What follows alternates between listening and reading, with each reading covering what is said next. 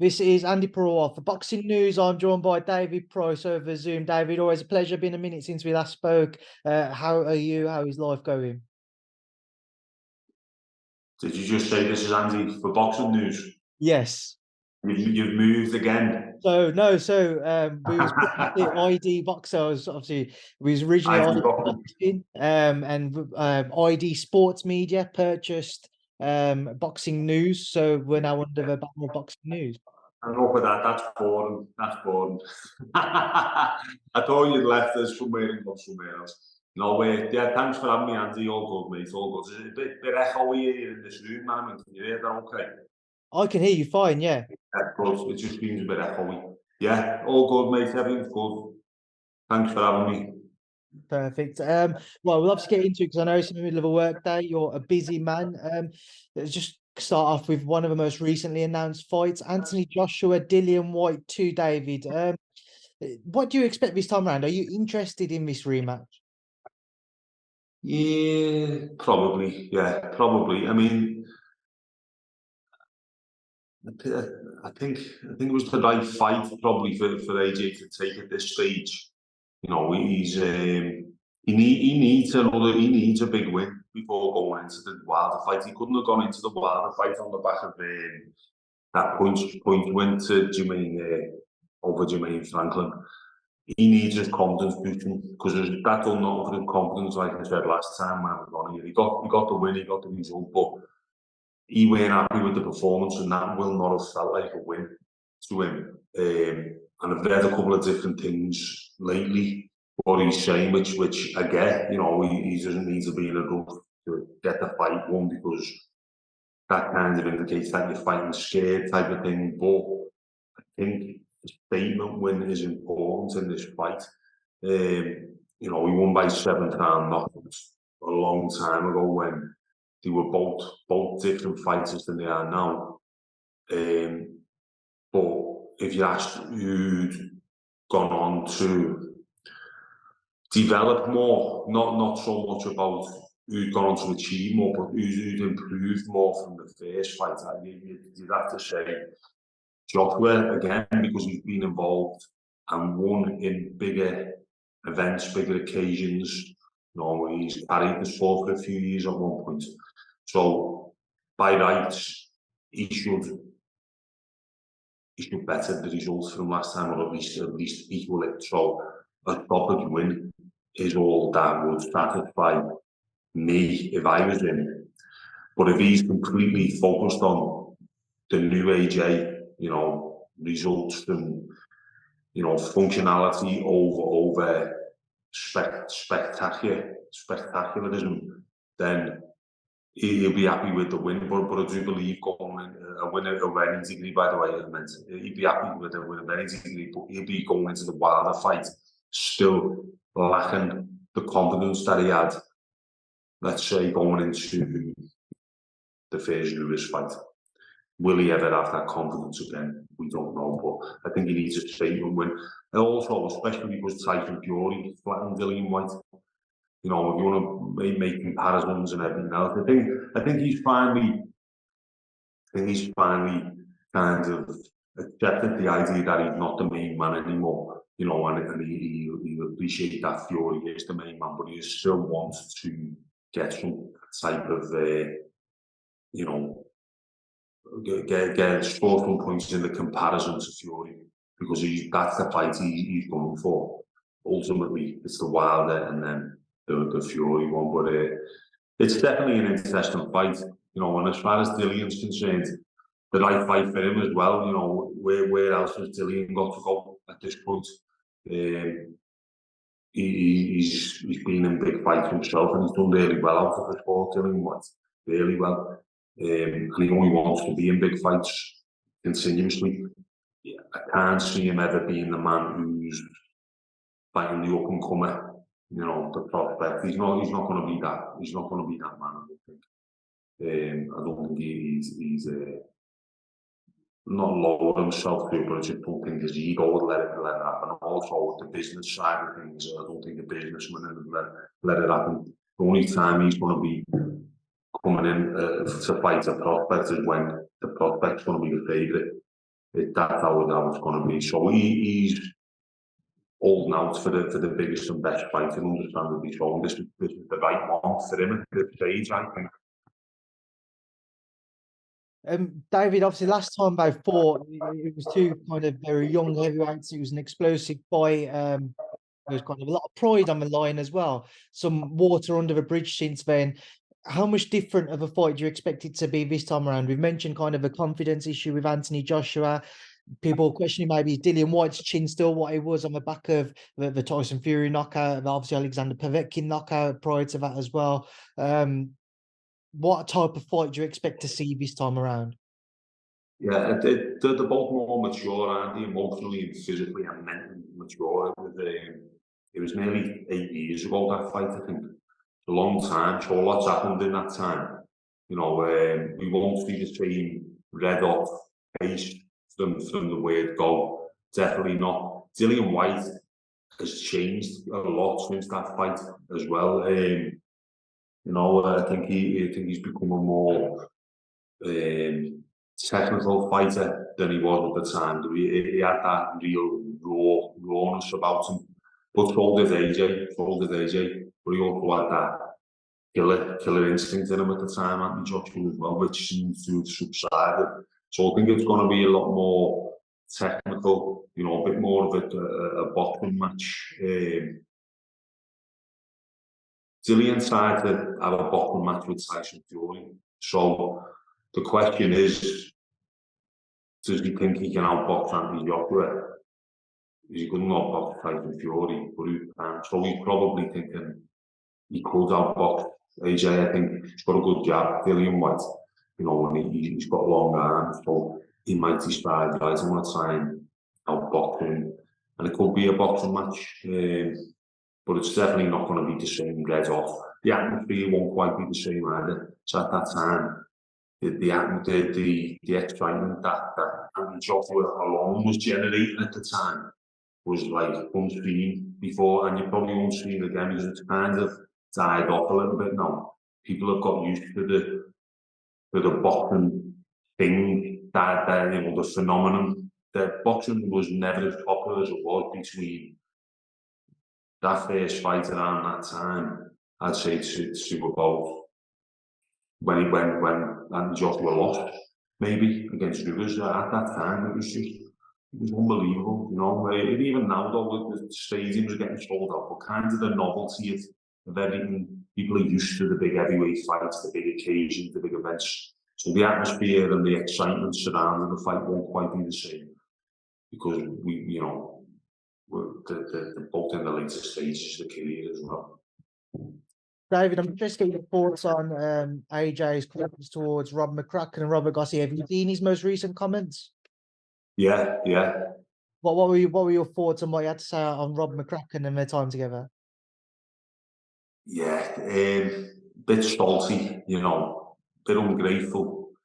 You know, he may things can be taken out of context as well in an interview. You know, he might have said one thing but meant another, or he might have just said something and it's rolled off his tongue. But to say he gave Rob McCracken his best years, you know, where would he have been without Rob McCracken? Whether he was involved in the GB boxing setup or not, he got him to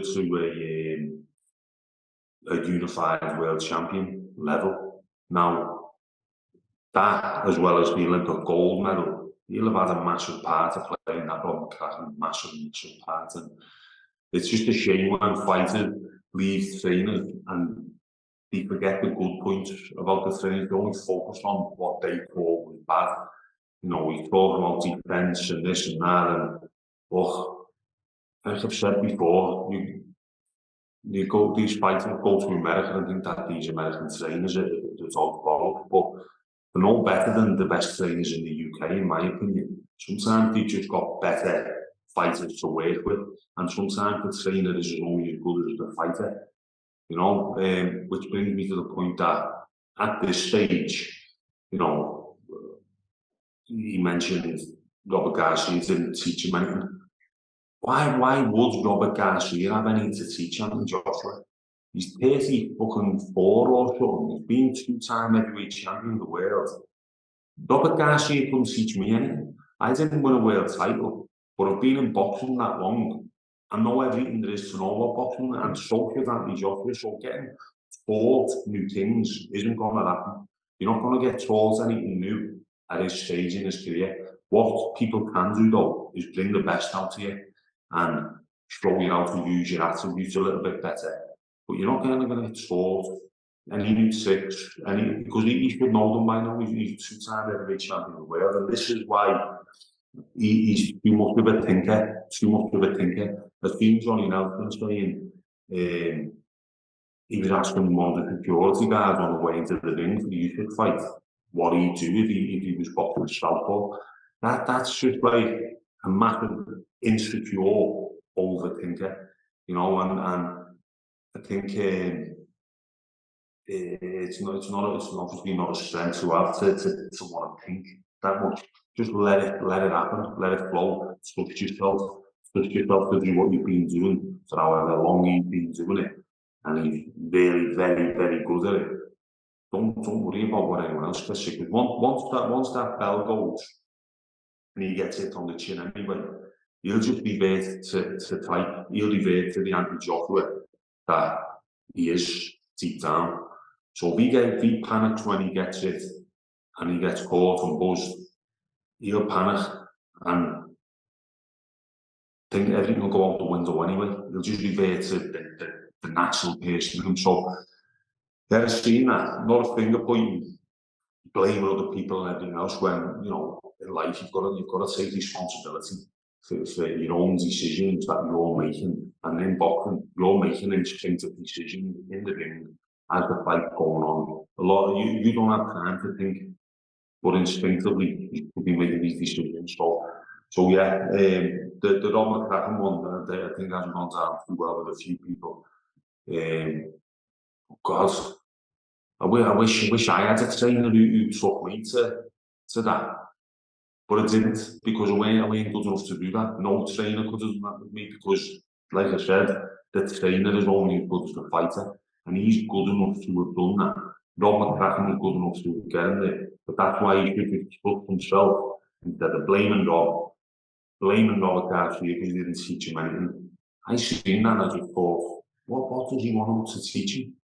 You're not in the amateur club anymore. You're not in the England set up getting taught how to parry a jab. You know all that. You just got to get in the ring and produce the goods. So yeah, just for talking a little bit better, especially Rob McCracken. Just one final thing on AJ before we do move on, David. I was interested to pick up on what you said about when he does get hit on the chin, he might just kind of revert back to old. It's obviously been a question mark as to whether we'll see that more of an explosive return from Anthony Joshua. Do you think that might be what he needs, where everything might go out of the window in a fight where he just kind of takes a punch and wrong, but he might bring that more ferocious side back out of him? Yeah, because I think for someone like him, he's so muscular, you know, and solid, and you're never going to be a loose fighter. AJ's defense is extremely blocking with his hands and his hand positioning is good, and it's disciplined because there's non-punching hands always in the right place. But his best form of defense, in my opinion, is attack. It's attack, and you know, the best time to make someone tired is by beating them up. The best time to not get as tired is by beating someone up. It's when you're on the receiving end, that's when you get tired, that's when you struggle. You know, if you're taking a beating in boxing, it's exhausting. Even if you're not throwing as much back, it's the taking. And I think that is his best form of defense, is attack. But yeah, if he gets caught and stiffens up and wobbles, that might bring out the adrenaline and the fight fire with fire type of thing. Sticking with the heavyweights, we saw Tyson Fury, Francis Ngannou announced the other day, David. Certainly the boxing fraternity, we're not in favour of hearing that announcement, but what was your thoughts? Same, yeah, I just thought, you know, boxing's become a little bit of not a joke, but it's just, it's like a bit of a novelty act at the minute, boxing, with the YouTubers, what do you call it? The Influence. the misfits and this and that, and you can ignore that, and you can, because you know, I can ignore it, but you can look at like Jake Paul, big YouTube names getting big exposure, big money, and then there's fighters who give their life to boxing, and you're never going to get the same opportunity as that because no one knows them. So okay, it's entertainment, it's showbiz, but boxing is a unique sport where you can be a professional boxer and never have had a fight as a fighter, but people still pay to watch you because at its purest, at its not as purest form, its most simple form of boxing is two human beings having a fight with each other, and human beings crave that violence. You know, you can't help but look at a fight. It's just an attractive thing to want to do. So if you have got someone who's a big name outside of boxing, going to have a fight, people are going to watch it. It's the intrigue, it's the curiosity. So we can see all that happening anyway and kind of ignore it. But when the heavyweight champion of the world comes along and brings someone in from a different sport, not a completely different sport, a different combat sport, this is a novelty now as well. This is obviously a novelty fight. Now, it's a little bit frustrating to see because there will be fighters out there who will deserve the opportunity. Top of my head, I can't say because I haven't followed it as much, but there will be heavyweight fighters who love this opportunity. But then there's the other side of the coin. You know, they need to spell tickets, they need to put bums on seats, they need to view figures, whatever. And obviously Frazer Ngannou, as far as MMA fighters go, he's probably the best one you could have got for it, at least anyway. So that's one saving grace. But I don't know. From a boxing point of view, and as a boxing man, I'd have preferred it to just being boxing, or at least let Frazer Ngannou have a couple of fights first, not straight in with the heavyweight champion of the world. But it is what it is, and I'll watch it. I'll watch it because I'm curious, and it's interesting and it's different. But I just don't know if it's a precedent for this to happen more often, and it's just going to freeze young heavyweights who are on the way up, who've given their life to the sport out of big opportunities. David, Alexander Usyk, Daniel Dubois. Will Daniel Dubois shock the world? I can't see it, no. I can't see it. I think Usyk will find it too easy to land on Daniel Dubois. Again, he's another one who's attacked his best form of defence. But I don't think he's got what it takes to land clean and often on Usyk. He's too busy, too mobile, and I think he'll land too often on Dubois, and I think it'll probably stop him late. It's a massive opportunity for the lad, and he's done great to come back from where he was after the Young Justice, and good for him. But obviously, Usyk is next level, and we haven't seen any Usyk to suggest he's starting to fade or getting a bit older or whatever. He just seems to be getting better all the time.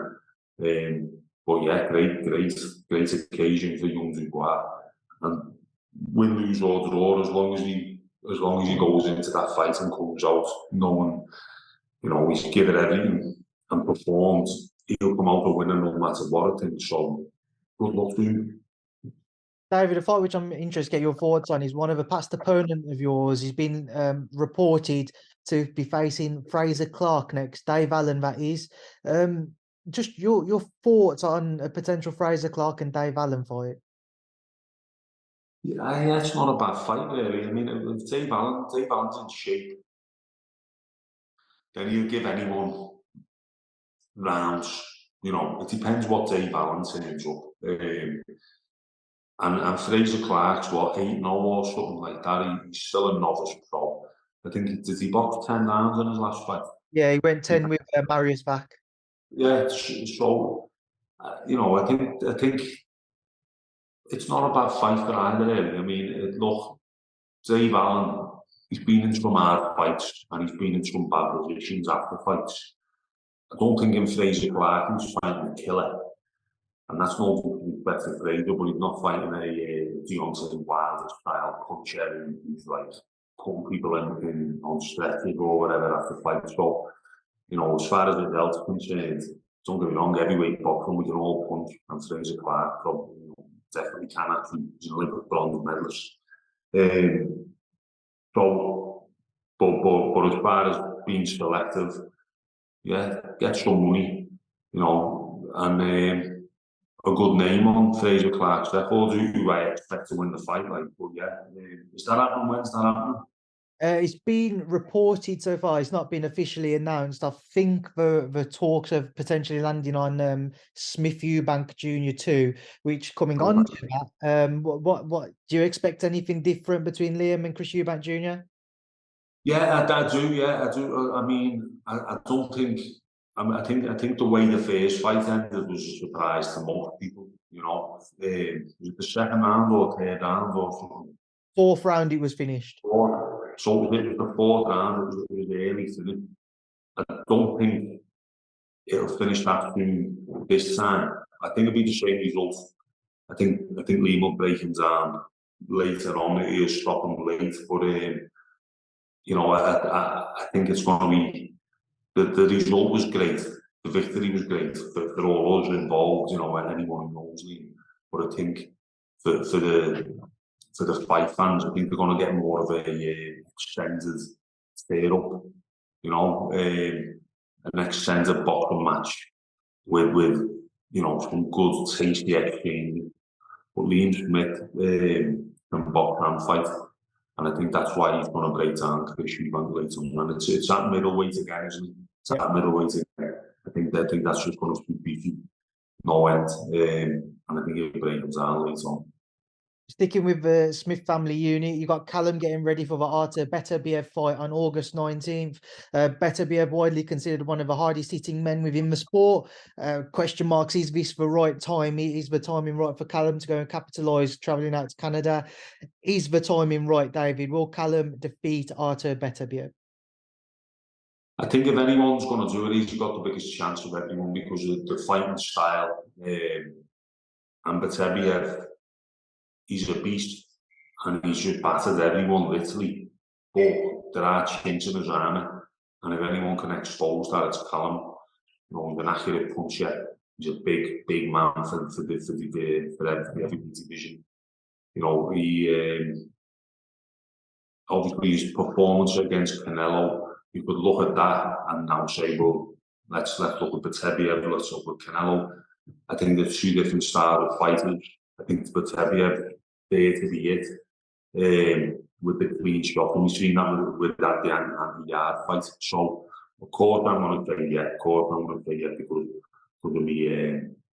relationship with the Smith family and from my heart, I think the timing is perfect. Beterbiev was in the same Olympics as me. I think he's the same age as me.